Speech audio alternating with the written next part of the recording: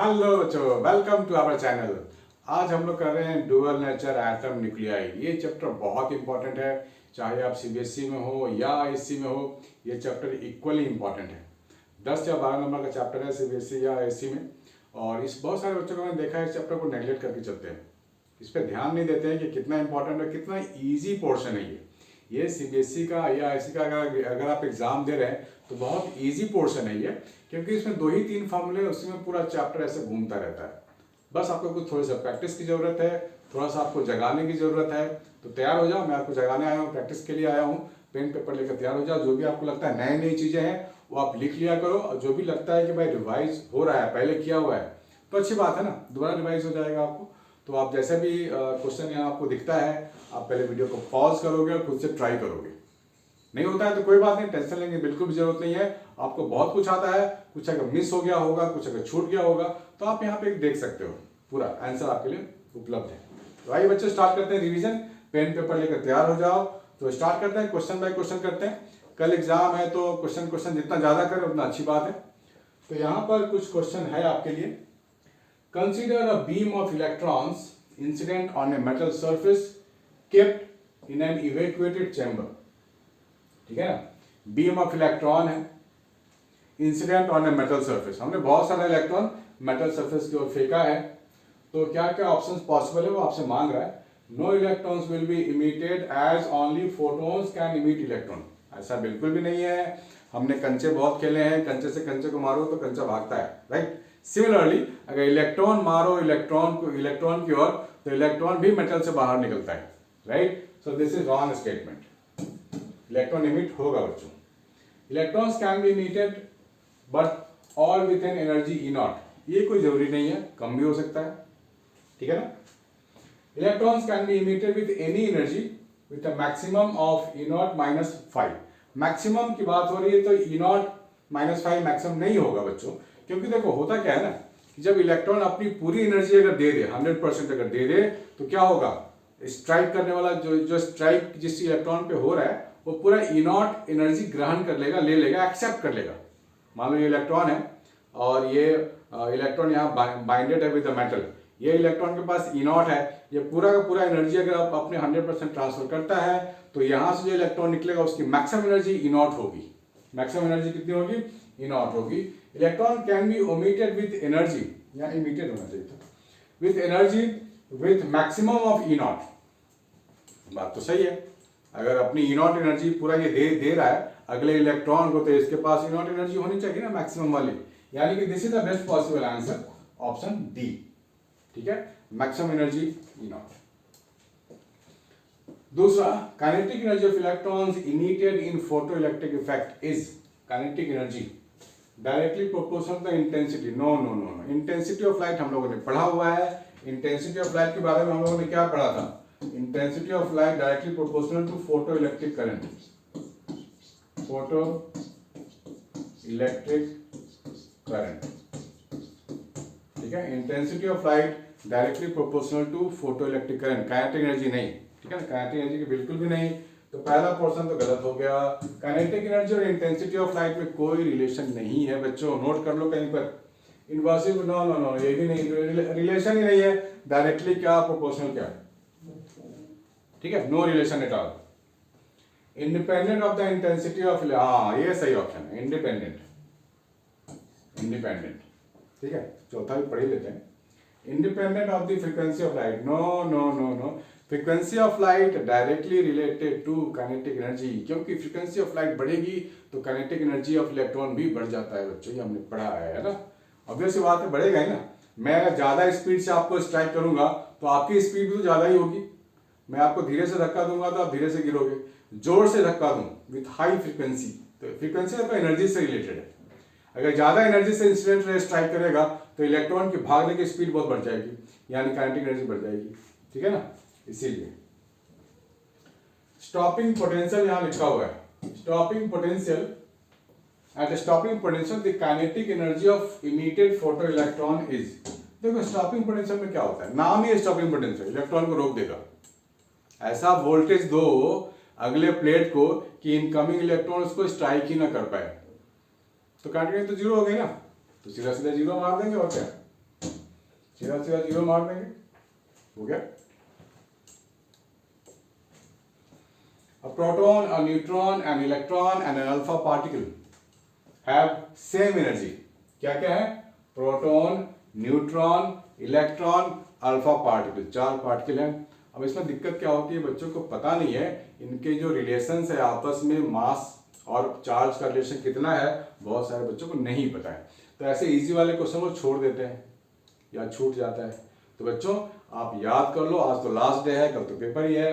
आज आप ध्यान में रख लो मास का आपस में क्या रिलेशन है। Proton, neutron, electron, alpha particle, इसमें सबसे हेवी मास कौन सा है? मास ऑफ अल्फा पार्टिकल सबसे हेवी है। उसके बाद कौन है? मास ऑफ प्रोटॉन और मास ऑफ न्यूट्रॉन जो लेंगे ऑलमोस्ट आसपास है। सबसे लाइट पार्टिकल कौन है? तो इलेक्ट्रॉन है। कौन है? इलेक्ट्रॉन है। Have same energy, they are de Broglie wavelength compare as. देखो लैम्बडा और एनर्जी का रिलेशन आपको मालूम होना चाहिए, फार्मूला मालूम होना चाहिए, इसका डेरिवेशन भी इंपॉर्टेंट है और इसका फाइनल फार्मूला मेमोरी में फिट करना भी इंपॉर्टेंट है। हम लोग ने डिराइव किया था formula, lambda is equal to H upon 2 mass into energy, ये डिराइव किया था हम लोगों ने। अगर आप डेरिवेशन भूल गए हो तो मैं डिस्क्रिप्शन बॉक्स में पूरे चैप्टर का लिंक डाल दूंगा जिसमें डेरिवेशन है, वो आप देख लेना एक बार, ठीक है। तो ये हम कोशिश कर रहे हैं ताकि आपको दिमाग में स्ट्राइक तो हो जाए कि भाई ये भी इंपॉर्टेंट है, ये भी इंपॉर्टेंट है, ऐसे ऐसे चीजें आ सकती है एग्जाम में। ये है एनर्जी और लैम्बडा का रिलेशनशिप, जिसमें मास भी है और प्लैंक्स कांस्टेंट है। चलो प्लैंक्स कांस्टेंट का तो कोई रोल नहीं है क्योंकि वो एक कांस्टेंट है, ठीक है बच्चों, कांस्टेंट है। तो यहाँ पर आप ध्यान से देखो, मास तो सेम है प्रोटॉन और न्यूट्रॉन का, मास सेम है, लेकिन यहाँ पे एनर्जी भी सेम कह रहा है। तो अगर आप प्रोटॉन न्यूट्रॉन को कंपेयर करोगे तो lambda of proton is equal to lambda of neutron, ये तो सेम हो गया, ठीक है ना। चलो अच्छी बात है। डी ब्रॉगली वेवलेंथ, अब देखो सबसे हेवी कौन है? यहाँ तो हम लोग एनर्जी सबका सेम है तो एनर्जी फैक्टर को आप हटा दो, तो आप यहाँ ये कह सकते हो कि जो सबसे हेवी होगा, जो सबसे हेवी मास होगा उसका लैम्डा कम होगा। सबसे हेवी मास कौन है? अल्फा, तो इसका लैम्डा सबसे कम, तो lambda of alpha less than lambda of, और सबसे ज्यादा लैम्डा किसका होगा? तो इसी रेशियो को आप इसमें क्या करो, इनइक्वालिटी को चेंज कर दो। तो क्या करो, इनइक्वालिटी को चेंज कर दो,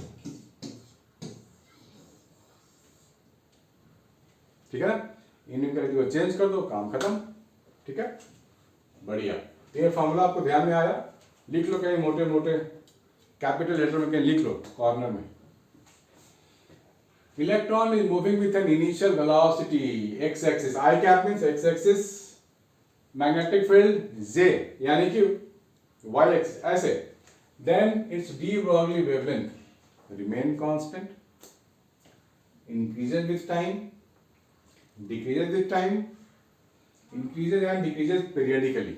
ध्यान से सोचो बच्चों, वीडियो को बंद कर दो, पॉज करके सोचो, मैं भी पॉज कर देता हूँ, मैं पानी पी के आता हूँ। अब सोचो इसमें कैसे किया जाए। हम लोग मैग्नेटिक फील्ड भी पढ़ा हुआ है हम लोगों ने, और मैग्नेटिक फील्ड के सारे प्रॉपर्टीज मालूम है, मोशन के बारे में सारी नॉलेज है हमारे को। तो इसमें से कौन सा बेस्ट पॉसिबल आंसर होगा, सोचो और कमेंट बॉक्स में लिखते जाओ।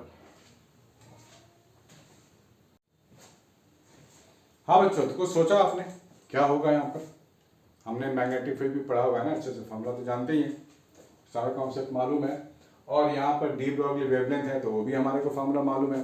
तो सबसे पहले आप डी ब्रॉगली का फॉर्मूला लिख लो। क्या लिखेंगे? Lambda is equal to H by momentum, H by P, lambda is equal to H by P. An electron is moving with an initial velocity v is equal to v naught I cap and is in a magnetic field b is equal to v naught j cap, then its de Broglie wavelength क्या होगा? a b c d। तो D Broglie wavelength आप ध्यान से देखो, देखो wavelength क्या है? स्केलर फैक्टर है, स्केलर है ना, इसकी कोई रिएक्शन तो होती नहीं है।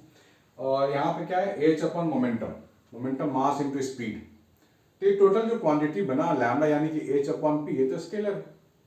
तो मोमेंटम हम लोग क्या लिखते हैं? मास इनटू वेलोसिटी लिखते हैं ना, स्पीड। लेकिन यहाँ पर एच के साथ इन्वॉल्व है, एच अपॉन, यहाँ इसकी सिर्फ मैग्नीट्यूड मैटर करेगी, डायरेक्शन नहीं। तो मोमेंटम ऐसे इंडिविजुअली देखा जाए, अलग से देखा जाए तो एक वेक्टर क्वांटिटी होता है, लेकिन यहाँ पे डायरेक्शन का कोई मतलब नहीं है क्योंकि लैम्डा इज स्केलर। तो यहाँ पर वेलोसिटी v नॉट है जो कि कांस्टेंट है, मास तो कांस्टेंट ही रहेगा ना, मास कैसे चेंज हो जाएगा अगर उसकी कुछ भी चेंज होता है तो। प्लैंक्स कांस्टेंट भी कांस्टेंट है, यानी कि जो मोमेंटम रेशियो जो ये हमारे पास है प्लैंक्स कांस्टेंट अपॉन मोमेंटम, ये जो रेशियो बन रहा है ये क्या है, रिमेन्स कांस्टेंट, ये कांस्टेंट है। तो हम लोग बेस्ट पॉसिबल आंसर पर टिक मारेंगे, दैट इज कांस्टेंट। ठीक है बच्चों, constant. Ratio of de Broglie wavelength associated with two electrons accelerated through voltage V and 36 volt। देखो हमारे पास एक और फॉर्मूला मिल गया, लैम्डा और वोल्टेज में रिलेशनशिप। इस पे भी आपको ना डेरिवेशन दिया जा सकता है कि रिलेट या फिर derive the formula which relates wavelength end voltage. ठीक है, तो फॉर्मूला में आप देखोगे ये जो लैम्डा होता है ना, ये जो लैम्डा होता है वो inversely related to under root of voltage होता है। नहीं किया डेरिवेशन तो कर लो, लिंक में डाल रहा हूँ या किसी बुक में मिल जाएगा। अगर आप मेरे ऑनलाइन आपने पढ़ा है तो आपको नोट्स में मिल जाएगा, मेरे से अगर ऑनलाइन या ऑफलाइन में पढ़ा होगा तो आपके नोट्स में भी होगा ये। तो यहाँ पर दो इलेक्ट्रॉन की बात हो रही है, तो आप क्या लिखोगे, lambda 1 upon lambda 2 is equal to under root v2 by v1। ठीक है, two electron accelerated through 25 and, तो पहला जो है इलेक्ट्रॉन 1, इसके लिए 25 वोल्ट लिख लें यहाँ पे, दिस इज 25 और दूसरे के लिए 36, ये हो जाएगा 6/5, lambda 1 by lambda 2 is equal to 6/5। ठीक है ना, तो 6/5 आपको ऑप्शन मिल गया, बड़ा इजी था ये, तो कुछ भी नहीं था। ठीक है ना, 6/5। फिर से पढ़ लेते हैं, असर्शन रीजन है, ध्यान से देखना है क्योंकि असर्शन रीजन में बच्चों को कंफ्यूजन बहुत होता है, लेकिन कॉन्सेप्ट क्लियर है तो आराम से कर सकते हैं। Kinetic energy of photo electrons emitted by photo sensitive surface depend upon the frequency of incident photon. सही बात है, बिल्कुल बिल्कुल सही बात है, ये स्टेटमेंट ट्रू है। क्या लिखेंगे, ए इज ट्रू। क्या लिखेंगे, ए के लिए क्या लिखेंगे, true. The ejection of electron from the metallic surface is possible with frequency of incident photon below the threshold frequency। ये तो गलत बात हो गई, ये तो फॉल्स है। ठीक है ना, बिलो द थ्रेशोल्ड फ्रीक्वेंसी कहाँ होता है बेटे, कम से कम थ्रेशोल्ड तो मिनिमम हुआ ना, उतना तो चाहिए ही चाहिए फ्रीक्वेंसी, उसके नीचे देंगे तो कुछ बात नहीं बनेगी, इलेक्ट्रॉन बाहर निकलेगा ही नहीं।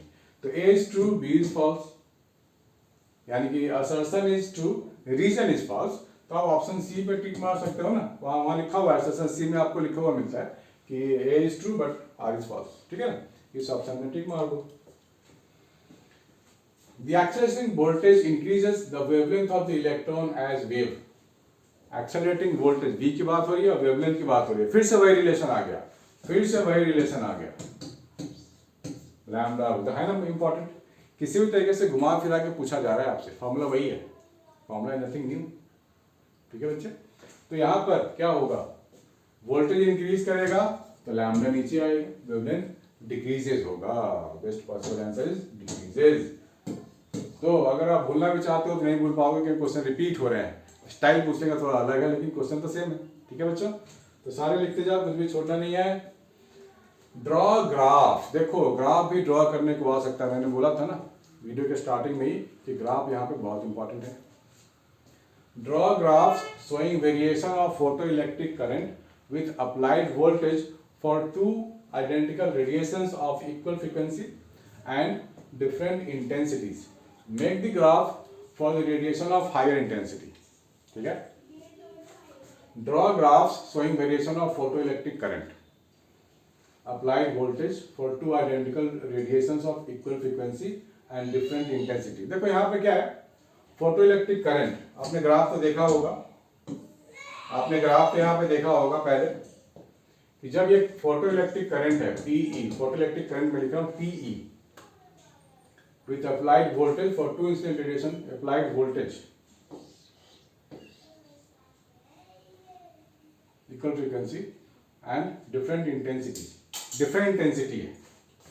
तो इंटेंसिटी और ऐसा जो ग्राफ बनता है ना, इसमें क्या होता है कि करंट यहां पे देख लो, ये कुछ मैक्सिमम करंट पे जाके सैचुरेट हो जाता है, लेकिन अगर आप इंटेंसिटी बढ़ाते हो, यहां बोला गया है इक्वल फ्रीक्वेंसी, तो फोटो इलेक्ट्रिक वाला सेम रहेगा, तो यहाँ पे ऐसे ऐसे आप 2-3 लाइन बनाओ पहले। ये इंटेंसिटी I1 दे दो नाम, ये I2 दे दो और ये I3 दे दो। जैसे जैसे इंटेंसिटी बढ़ती है करंट की वैल्यू भी बढ़ती जाती है, फोटो इलेक्ट्रिक जो करंट है उसकी वैल्यू भी बढ़ती है। तो आप क्या लिखोगे यहाँ पर, I1 सबसे कम, फिर I2 सबसे ज्यादा, I3 सबसे ज्यादा। ये ट्रेंड आपको दिखाना है, right. Graph, draw graph showing variation of photoelectric current with applied voltage for two identical radiations of equal frequency and different intensities।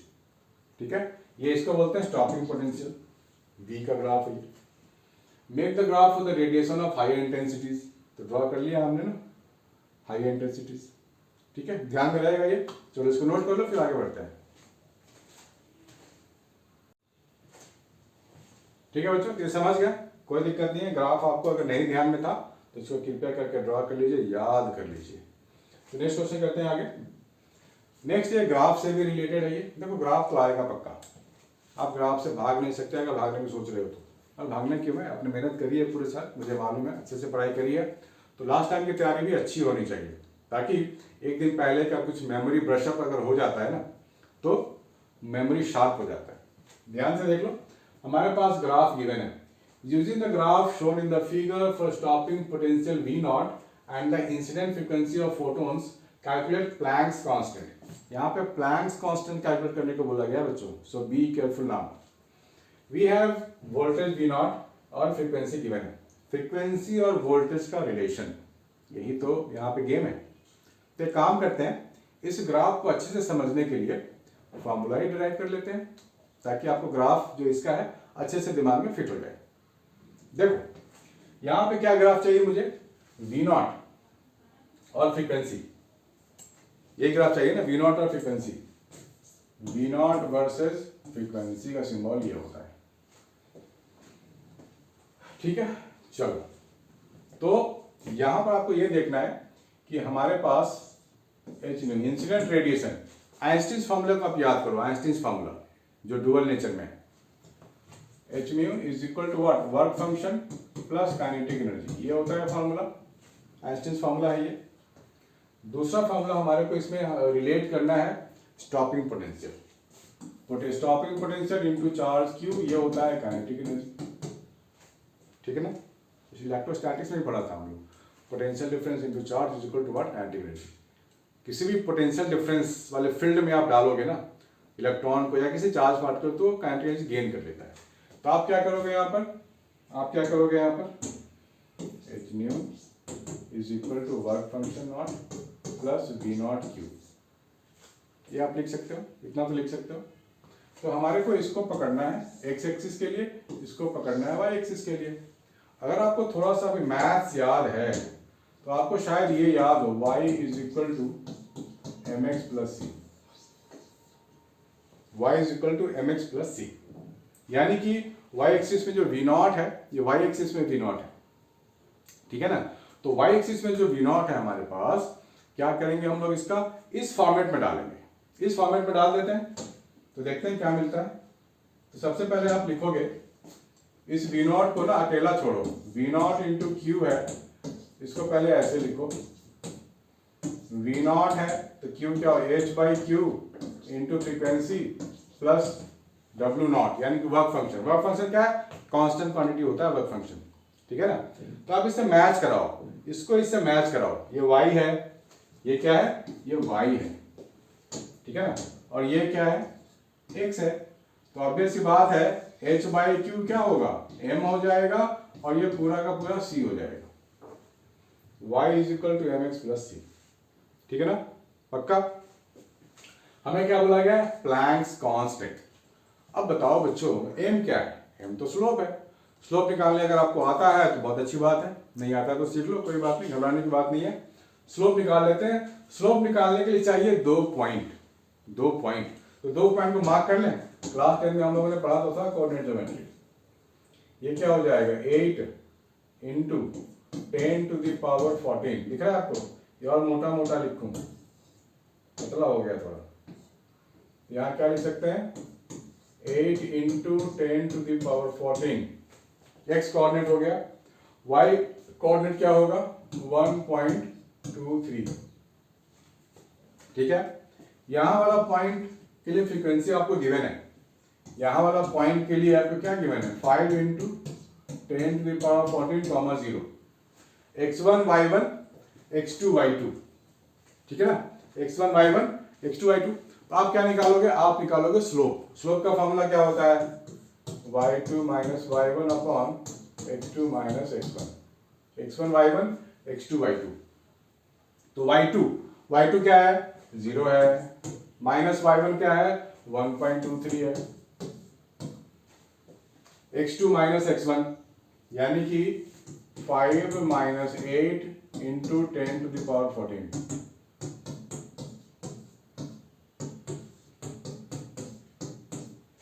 ठीक, ओके, हो गया। 2 0 यहां से हटा दो आप, तो क्या मिलेगा आपको, 1 2 3 अपॉन 3 इंटू 10⁻16, ठीक है। ये स्लोप मिल गया मुझे 3, ये हो गया 41। स्लोप मुझे मिल चुका है बच्चों, स्लोप मुझे मिल चुका है, h/q मुझे चाहिए। स्लोप क्या है, h/q, और स्लोप तो मैंने फाइंड कर लिया है, 4/10⁻16, ठीक है। h मैं ज्यादा नीचे तो नहीं लिख दिया बच्चों, दिख रहा है आपको, ओके दैट्स फाइन, समझ में आ जाएगा। h/q, q क्या है, q तो इलेक्ट्रॉन है, इलेक्ट्रॉन का चार्ज क्या होता है, 1.6 इंटू 10⁻−19, इसको क्रॉस मल्टीप्लाई करो तो 6.4 into 10⁻−19 -16 -19 this is your h, मिल गया ना, 6.4 माइनस 10⁻34 आ तो गया प्लैंक्स कांस्टेंट की वैल्यू, ठीक है बच्चों। तो हमने कैलकुलेट कर लिया। तो बेसिक क्या था, बेसिक था ही डायरेक्ट, 2 ही लाइन का तो डेरिवेशन है, देखो यहाँ तक पहुंच गए, ये इक्वेशन ऑफ लाइन आ गया, ग्राफ दिया ही बात। इजी है बच्चों, इजी है, थोड़ा सा खोपड़ी को लगाओगे तो आपको भी बहुत इजी लगेगा। चलो आगे बढ़ते हैं। Calculate the de Broglie wavelength of the electron, ध्यान से देख लो, orbiting in n equal to state of hydrogen atom, ठीक है ना। Calculate the de Broglie wavelength of the electron orbiting in n equal to state of hydrogen atom, ठीक, okay. तो देखो बच्चों, हम लोगों ने फॉर्मूला ड्राइव किया था एटम्स में, इलेक्ट्रॉन जब रिवॉल्व करता है तो टोटल एनर्जी होता है -13.6/n² इलेक्ट्रॉन वोल्ट। और हम लोगों ने ये भी डिराइव में सीखा था कि जो काइनेटिक एनर्जी होता है, काइनेटिक एनर्जी होता है वो होता है negative of total energy in nth orbit, यानी कि पॉजिटिव हो जाएगा। ये बड़ा बड़ा लिख रहा हूँ, मोटा मोटा लिख रहा हूँ ताकि आपको दिखे, होपफुली ज्यादा क्लैरिटी होगी इस बार, यस। तो ये है, आपको क्या करना है, सिर्फ n की जगह 2 ही तो डालना है, ठीक है ना। तो यहां पर बोला गया D Broglie wavelength of the electron orbiting this, D Broglie wavelength के आपको क्या चाहिए, लैम्डा चाहिए, ठीक है, और एनर्जी चाहिए, ठीक है। लैम्डा के लिए क्या चाहिए, h/p मोमेंटम, ठीक है। और मोमेंटम का एक और फॉर्मूला भी तो होता है, आप एनर्जी से रिलेट कर सकते हो मोमेंटम को, तो k होता है क्या, हाफ mv², मोमेंटम होता है mv, ठीक है ना। तो आप यहां से v की वैल्यू उठाओ, p/m यहां डाल दो, तो k is equal to half mv², v² का मतलब p²/m², तो ये होता है p²/2m। तो p क्या लिखेंगे हम लोग, √2km, p क्या लिखेंगे, √2km, तो यहां डाल दो √2km, हो गया, छोटा सा डेरिवेशन था। k आप कैसे निकालोगे, k यहां से निकालोगे, n की जगह 2 डाल दो, तो हो जाएगा 13.6/4 इलेक्ट्रॉन वोल्ट में आएगा ये, ठीक है ना, इलेक्ट्रॉन वोल्ट में आएगा। इसके k की वैल्यू निकाल के हम लोग यहां डाल देंगे, ठीक है, इजी है, बहुत इजी है ये। तो इसको आप जूल में कन्वर्ट कर सकते हैं हम लोग, जूल में कैसे करेंगे, 1.6 इंटू 10⁻⁻90, तो ये आपको पूरा काइनेटिक निकल के आ गया। इस k की जगह यहां डाल दो, डाल दिया हमने k की जगह। मास ऑफ इलेक्ट्रॉन हमारे को मालूम होता है, प्लैंक्स कांस्टेंट भी आपको मालूम है, तो यहाँ पे आप सारे फैक्टर्स हमें मालूम है, लैम्डा हम लोग कैलकुलेट कर सकते हैं, बड़े आसानी से कर सकते हैं। ठीक, चलो, तो ये आपको बस कैलकुलेशन ही करना आपको और कुछ नहीं है। बस यहाँ पे आप लैम्डा लिखोगे, प्लैंक्स कांस्टेंट 6.6 इंटू 10⁻34 2 के जो एनर्जी है वो ये है पूरा, डिवाइड बाय 4 है, ये हो जाएगा 0.4। तो क्या लिखेंगे 13.6 into 0.4 into 10⁻19 into mass of electron 9 into 10⁻31 kg। यहां से आप लैम्डा निकाल सकते हैं। ठीक है बच्चों, तो आगे बढ़े, आपको कैलकुलेट करके इसका आंसर मुझे बताना क्या आया। Plot a graph showing variation of A D Broglie wavelength versus voltage, ये हमने अभी डिराइव किया था, तो वोल्टेज वाला भी आ गया, ये भी आप कर सकते हो, एक्सीलरेटिंग वोल्टेज भी। तो ग्राफ अगर ड्रॉ करना चाहते हो तो सबसे पहले आप इसके फॉर्मूले को समझोगे, पहले आप खुद से ट्राई करो फिर मैं बताऊंगा। तो बच्चों इसको डिराइव कर लेते हैं हम लोग कि लैम्डा और वोल्टेज में रिलेशन आखिर है क्या, क्योंकि इसके डेरिवेशन है, छोटे से डेरिवेशन है ये, लेकिन है बहुत ही इंपॉर्टेंट, ये आपसे पूछा जा सकता है, जैसा कि इस क्वेश्चन में पूछा गया है 2016 में। तो अगर आप सीबीएसई में हो या एससी में हो, ये फॉर्मूला इक्वली इंपॉर्टेंट है बच्चों आपके लिए। Plot a graph showing variation of D Broglie wavelength lambda versus 1/√v, ठीक है ना, 1/√v। प्लॉट ए ग्राफ बोला गया है, अगर फॉर्मूला याद है तो डायरेक्ट प्लॉट कर देते हैं। मैं यहाँ पे डिराइव भी करने वाला हूँ आपके लिए, ताकि आपको समझ में आ जाए कि चीज़ें कैसे हो रहा है। लैम्डा हम लोग क्या लिखते हैं, h/p लिखते हैं सबसे पहले, और वोल्टेज कहाँ से इसमें घुसता है, वोल्टेज इंटू चार्ज, ये हम लोग लिखते हैं 12mv², ठीक है ना। यहाँ से आप क्या करोगे, मोमेंटम का जो फॉर्मूले में जो वेलोसिटी है ना, उसके बारे में थोड़ा आपको सोचना पड़ेगा। यहाँ से आप क्या करोगे, लिख लोगे 2vq/m√, ये वेलोसिटी मिल गया ना, यहाँ से यहाँ आ गए हम लोग, वेलोसिटी का एक्सप्रेशन है ये, इसको यहाँ से डाल दो,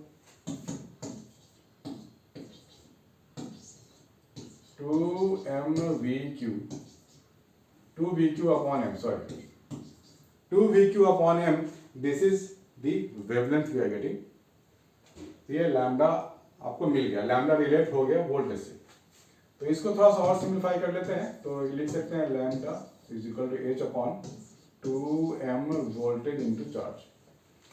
तो यहाँ पर देखो प्लैंक्स कांस्टेंट, h तो कांस्टेंट है, मास कांस्टेंट है, चार्ज कांस्टेंट है, सिर्फ वोल्टेज यहाँ वेरी कर रहा है, डिराइव हो चुका है। यहाँ आप देख सकते हो this is what, inversely related, straight away, ठीक है ना, इनवर्सली रिलेटेड। तो आप एक काम और कर सकते हो कि h/√2m³ अलग लिख लो, 1/√v अलग लिख लो। जब आप ग्राफ ड्रॉ करते हो आपको क्या बोला गया, वेवलेंथ वर्सेस दिस। तो जो लेफ्ट वाला पोर्शन होता है वो y एक्सिस को रिप्रेजेंट करता है ना, ये y एक्सिस को रिप्रेजेंट करेगा, और ये पूरी क्वांटिटी x एक्सिस को रिप्रेजेंट करेगा, ठीक है ना, पूरी क्वांटिटी। अब आप वापस स्ट्रेट लाइन के फॉर्मूले में जाओ, y is equal to mx plus c हम लोगों ने लिखा था इसके पहले वाले क्वेश्चन में। तो यहाँ पर c अगर 0 है तो लाइन पास करता है ओरिजिन से, तो इस केस में तो प्लस वाला फैक्टर तो 0 है, यानी कि c 0, c जब भी 0 हो यानी कि line passing through the origin, ये पोर्शन तो 0 है। तो इसका जो ग्राफ होता है वो स्ट्रेट लाइन होता है passing through origin, straight line passing through origin. ऐसे ग्राफ ड्रॉ करो, ऐसे आप यहाँ लैम्डा लिखो, 1/√v लिखो, और आप क्या करोगे, यहाँ से स्ट्रेट लाइन ड्रॉ कर दो ऐसे। So this is the graph, we are getting, 1/√v है, ठीक है ना, याद आया। चलो ये हो गया है, तो ये ग्राफ हम लोगों ने कर लिया, फॉर्मूला भी डिराइव कर लिया। अभी इसमें एक पोर्शन और है क्वेश्चन का, उसमें बोला गया है कि which one of the two represents A particle of a smaller mass and y। ध्यान से पढ़ना है, for two particles a and b carrying same charge, q का फैक्टर सेम है, of masses m1 is greater than m2, ठीक है। Which one of the two represents A particle of a smaller mass and y। मास को compare करने को बोला गया है, चार्ज सेम है, और लेकिन लैम्डा के बारे में इंफॉर्मेशन नहीं है। चलो इस फॉर्मूले पर वापस आ जाओ आप यहाँ पे, मैं ये सब चीजें हटा देता हूँ, ग्राफ ड्रॉ कर लिया हमने, इसकी जरूरत नहीं है आपको। तो अगर आप वापस आओगे इस फॉर्मूले में तो क्या लिखोगे, lambda inversely related to mass. हमें सिर्फ मास दिया गया है कंपेयर करने के लिए, चार्ज सेम है, वोल्टेज के बारे में कोई इन्फॉर्मेशन नहीं है, तो अभी आप कांस्टेंट ले लो, तो ये रिलेशन आपको मिल रहा है। तो जो हेवियर मास होगा लैम्डा, जो हेवियर मास उसके लिए लैम्डा कम, सेम चार्ज मास है, which one the two relation particle smaller mass and why. अगर आपको यहाँ पे स्लोप अगर देखें, दो पार्टिकल के ग्राफ ऐसे आप बना सकते हो, दो पार्टिकल के लिए ग्राफ होगा। आप वापस मास वाले फैक्टर पे अगर आप आओगे तो आपको क्या मिलेगा, 1/λ under root of v m2q, ये मिल रहा है। ध्यान से देखना है बच्चों, अगर हम मास की बात करें, देखो लैम्डा और अंडर रूट 1/√v का स्लोप अगर आप निकालोगे तो स्लोप क्या निकल रहा है आपको, दिस इज द स्लोप। ठीक, स्लोप पे ध्यान देना है बच्चों आपको, मास पूछा गया, स्लोप पे ध्यान दो आप। स्लोप जो निकालेंगे हम लोग, तो स्लोप मुझे क्या मिलेगा, h/√2mq। अब यहां पे तो slope and mass are inversely related, तो यहां पे देखो इसका एंगल कम है, इसका एंगल ज्यादा है, जिसका एंगल ज्यादा उसका स्लोप भी तो ज्यादा होगा, और स्लोप जिसका ज्यादा होगा उसका मास कम होगा। ठीक, एग्री। यहां ध्यान से देखो m1 is greater than m2, तो जिसका मास ज्यादा, m1 ज्यादा है ना, m1 ज्यादा तो स्लोप कम, यानी कि दिस इज m1 वाला चीज, स्लोप ज्यादा मास कम, तो मास ज्यादा स्लोप कम। ये m1 के लिए ग्राफ है और ये m2 के लिए ग्राफ है। ठीक है ना, ये ग्राफ हमने कंपेयर कर लिया है दोनों में। ठीक है ना, इजी है बहुत। तो आपको थोड़ा सा मैथमेटिकली सोचना है, स्लोप के टर्म में ऐसे क्वेश्चन आते हैं, स्लोप वाले तो पक्का ही आते हैं, इसलिए ग्राफ को समझना है, स्लोप को समझना है और आंसर करना है। सो नोट करो बच्चों, फिर आगे बढ़ते हैं। चलो आगे क्वेश्चन हमारे पास है ये। ऐसे क्वेश्चन हम लोगों ने ऑफलाइन क्लास में किया हुआ है, बहुत सारे बच्चों ने कर लिया है, समझ लिया है, लेकिन हो सकता है भूल भी गए हों, या हो सकता है बहुत सारे बच्चों ने छोड़ दिया हो, या छूट गया होगा, या किया ही नहीं होगा, कभी देखा ही नहीं होगा। तो बच्चों ध्यान से देखो, बहुत इंपॉर्टेंट है। आज मैं सारे क्वेश्चन इंपॉर्टेंट ही लाया हूँ, क्योंकि मुझे मालूम है कि बच्चों का एग्जाम है, बहुत इंपॉर्टेंट एग्जाम है फिजिक्स, और बहुत बच्चे पैनिक में भी है। तो सबसे पहली बात, पैनिक नहीं होने यार, मजे करो, जिंदगी बची है पैनिक होने के लिए। +2 तक तो मजे मजे हैं, मजे में पढ़ाई करो और अच्छे से सीख लो। State Bohr's quantization condition for defining stationary orbit, तो आप वहां पर जाकर स्टेटमेंट पढ़ सकते हो। अगर आपको नहीं याद है तो याद है तो बहुत अच्छी बात है। स्टेशनरी ऑर्बिट का कंडीशन सबको मालूम है, आप देख चुके हो। How does de Broglie hypothesis explain the stationery orbit, ठीक है, तो ये आप पढ़ लो अच्छे से, थ्योरी पोर्शन है, मैं आपको आगे बता देता हूँ। Find the relation between the 3 wavelengths λ1, λ2, λ3 from the energy level. तीनों के लिए आपको काम करना पड़ेगा। देखो C से B में हो रहा है तो वेवलेंथ λ1 है, राइट। एनर्जी अगर मैं लिखूं BC के लिए तो क्या लिखूंगा, hc/λ1 ऐसे लिखते हैं, और BA, B से A के लिए मैं लिखूंगा तो क्या लिखूंगा, hc/λ2, और पूरा C से A के लिए लिखूंगा, C से A के लिए अगर लिखूंगा तो क्या लिखूंगा, hc/λ3। ठीक है ना। अब यहाँ पे क्या कैच है, कैच तो ये है कि हमारे पास बोला गया λ1, λ2, λ3 सबको ऐड करो, मतलब कि रिलेट करो, सॉरी ऐड नहीं करो, रिलेट करो। तो हम लोग रिलेट कर देते हैं। तो आप यहाँ क्या देख रहे हो, एनर्जी C से लेके जो B तक है प्लस एनर्जी B से लेके जो A तक है, वो आपको मिलेगा एनर्जी C से A तक, ये मिलेगा आपको। तो BC के लिए हमने निकाल रखा है hc/λ1, और BA के लिए है hc/λ2, और फिर CA के लिए है hc/λ3। hc तो चला गया, 1/λ1 प्लस 1/λ2 इज इक्वल टू 1/λ3, ये आपको मिल गया। ठीक है बच्चे। तो यहाँ पर आपको ध्यान ये रखना है कि बच्चों सारे कान नाक आँख खोल के रखना है। कोई सा भी फार्मूला आ सकता है एग्जाम में, कोई सा भी कॉन्सेप्ट आपको दिया जा सकता है, इसीलिए हर एक चीज बड़ा इंपॉर्टेंट है। ध्यान से देखो यहाँ पर question number next, find the relation between the wavelength of the most energetic spectral lines the Balmer series and Paschen series. जल्दी से करो, लौटते हैं ब्रेक के बाद। तो बच्चों आगे करते हैं। यहाँ पे आपको स्पेक्ट्रल लाइन की बातें हो रही हैं। क्या बोला गया? बार्मर सीरीज, पैशन सीरीज बोला गया है। सबसे पहले आपको सीरीज याद होनी चाहिए, पहले लाइमन, फिर बार्मर, फिर पैशन, ब्रैकेट, फिर फंड सीरीज। तो जब हम लोग बात करते हैं वेवलेंथ की तो क्या लिखते हैं? 1 by lambda is equal to R 1 by n1 square minus 1 upon n2 का स्क्वायर।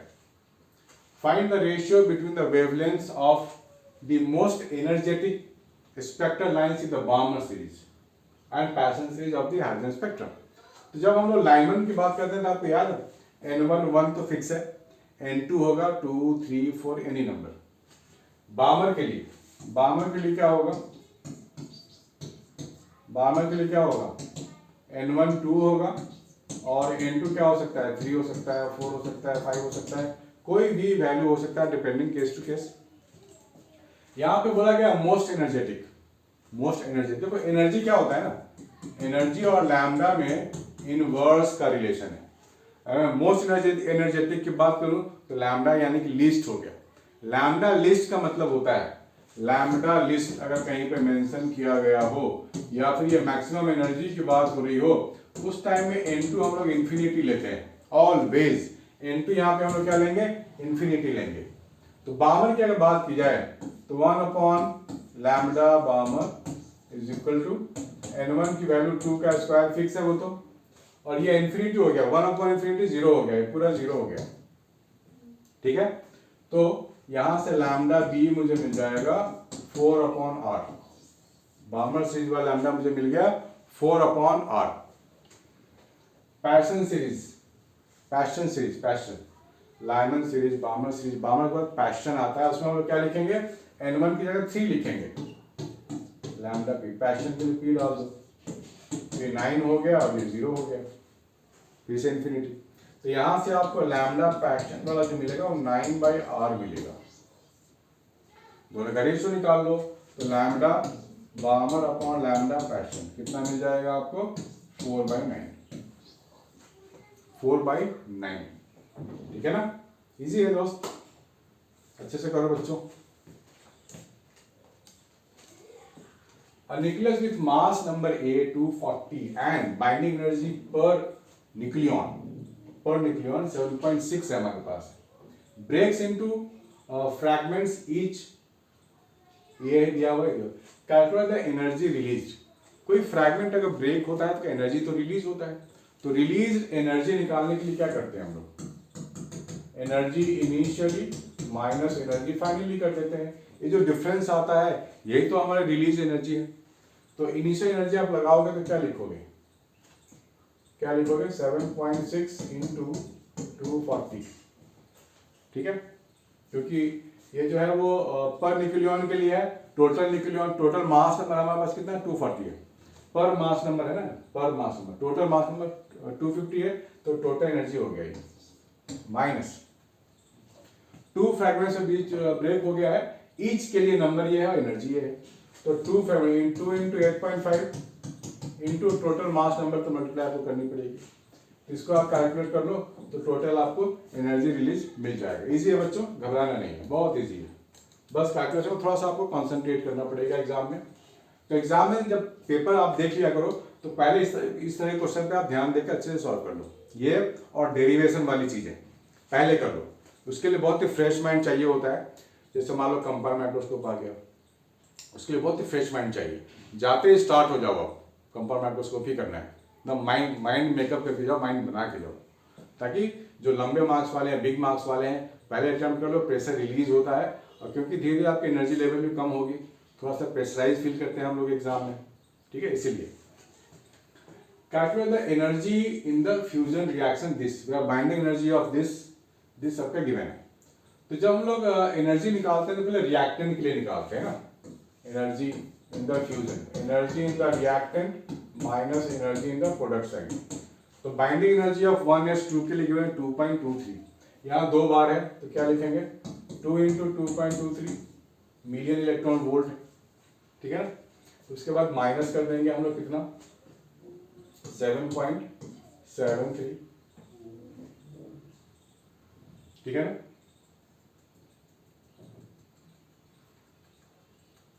वन एस टू के लिए बाइंडिंग एनर्जी गिवन है 2.23 million electron volt and 3 helium 2 के लिए ये गिवन है 7.73 मिलियन इलेक्ट्रॉन वोल्ट।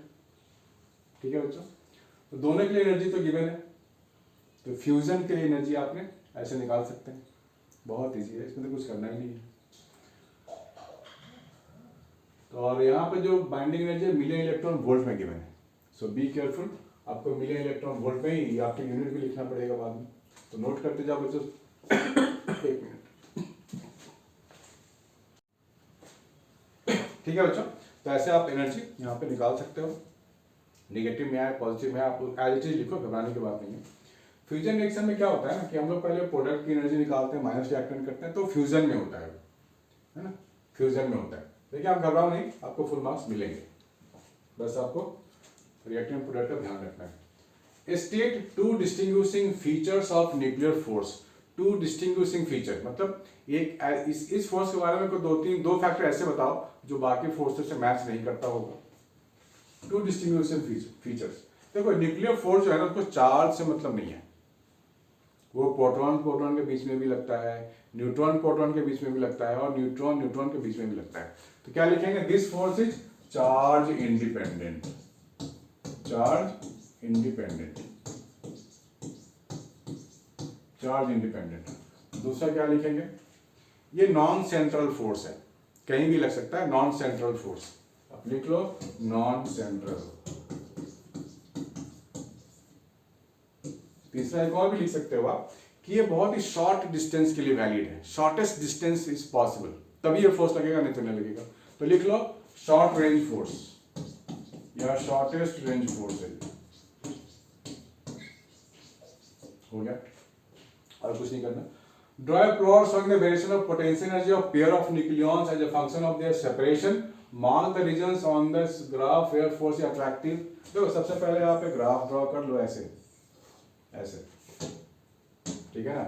ये जो ग्राफ है ये पोटेंशियल एनर्जी इधर होता है और डिस्टेंस इधर होता है, ऐसा, ठीक है, इसी को आपको रिप्रेजेंट करना है। तो ये ग्राफ ऐसे रन करता है, ऐसे रन करता है, ऐसे रन करता है और ऐसे ऐसे चलता है, ठीक है ना। तो यहाँ पर आपको मिलेगा, यहाँ पे एक मार्क कर लो डिस्टेंस r0 है जो मैक्सिमम डिस्टेंस है, न्यूक्लियस इसके पहले रिपेल करता है, ये रिपेलिंग फोर्स, और इस डिस्टेंस के बाद ये अट्रैक्टिव फोर्स करता है, ये आपको मार्क करना है, दैट्स इट, इसमें और ज्यादा कुछ नहीं आने वाला, ठीक है बच्चों, ये आप मार्क करके दिखा सकते हो। वैसे इसको आप बहुत सारे बुक में आपको मिल जाएगा या मिला भी होगा पहले, आपको हो सकता है आपके दिमाग में अभी नहीं हो, लेकिन आप ऐसे ऐसे मार्क करके दिखा सकते हो, इजी है बहुत। तो बच्चों आज के इतना ही रखते हैं, this is the last question. लेकिन आपको अभी भी कोई डाउट है तो मुझे रीच कर सकते हैं, मुझे फोन कर सकते हैं, कमेंट कर सकते हैं, आपको मैं पूरा कोशिश करूंगा जवाब देने का। कल एग्जाम है बच्चों, तो मेरे ओर से गुड लक, और मैं उम्मीद करता हूँ आपका एग्जाम बहुत ही अच्छा होगा। अगर आपको पसंद आया है तो लाइक कमेंट शेयर जरूर करना। हम मिलेंगे मैथ्स के एग्जाम में, मैथ्स के दौरान भी मैं बहुत सारे वीडियोज आपके लिए डालता रहूँगा। बाय बच्चों, टेक केयर।